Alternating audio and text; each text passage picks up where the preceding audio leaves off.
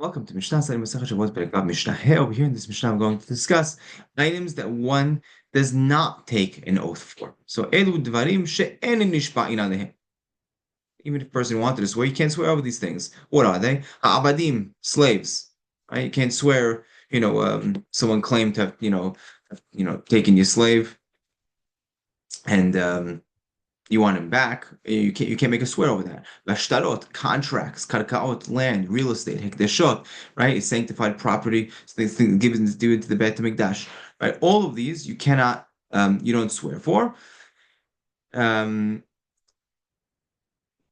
Let's just continue a second. En bahem, right? Nor do have lo tashlume kefil. There's no, if a person like stole it, you don't pay back double, right? Because these aren't made. The Torah didn't render these as stolen property to pay back double. V'lo tashlume arba chamisha.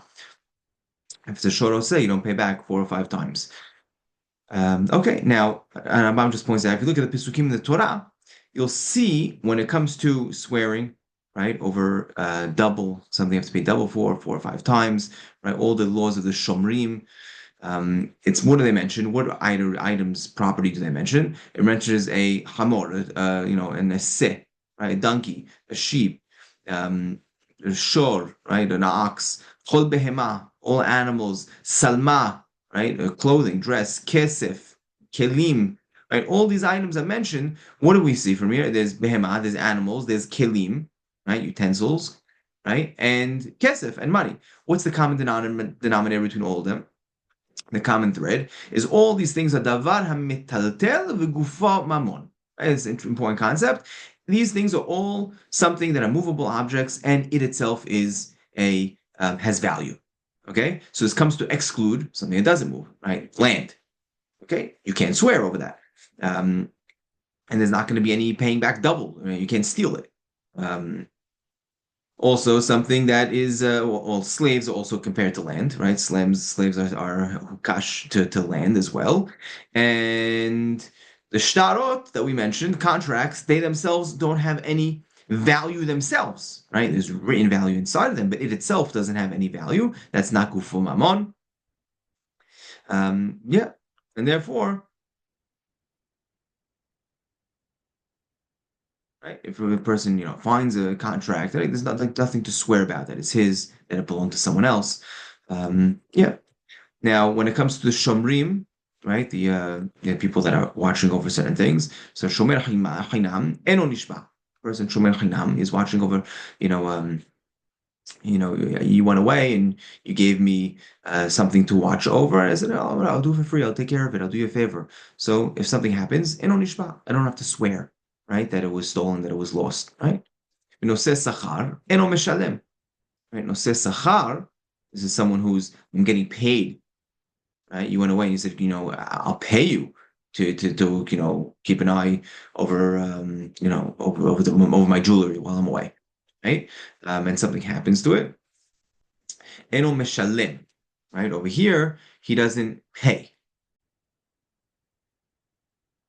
So if it was stolen or lost, right, he doesn't have to pay for that. Rabbi Shimon Omer, or before even Rabbi Shimon, where do we learn this from? So when it says the Shomrim, when we talk about the Shomrim, it says the Re'ehu, right? It has to be his friend, right? So we have Re'ehu, and also by something that's stolen, you have to pay back doubles. It also says Re'ehu. So Yatzu Hekdeshot.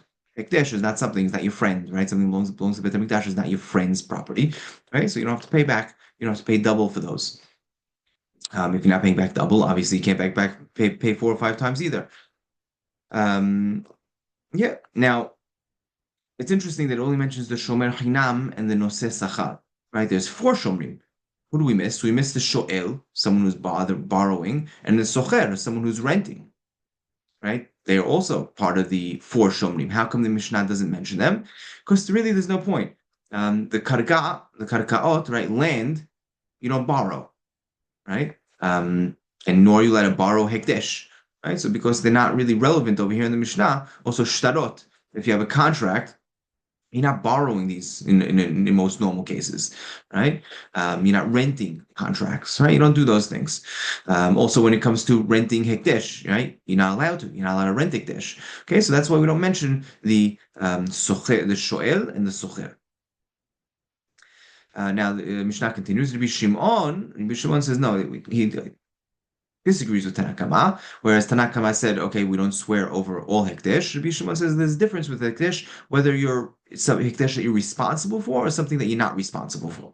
Now, there are certain times hekdesh where you're responsible for. Let's say I say, I am going to bring a korban, okay, and the one animal I had died. I still have to bring a korban because it's on me to bring the korban. But if I said I'm going to bring this animal is going to be brought as a korban, and that animal died or was stolen, right? Then I don't have to bring another animal as a korban because that animal is no longer in the picture. So it depends if the hayut was on me or if it's something that I put on the object. So if it's kodashim shu hayab bar hayutam, I'm still responsible, right? I said I'm going to bring a korban. Then nishba'in alehim. Then I have to swear over that type of hikdish. But for she'eno hayab bar hayutam, something that I'm not responsible for, then I don't have to swear over it. Halacha is not like Rabbi Shimon. Rather, all hikdish we do not swear over.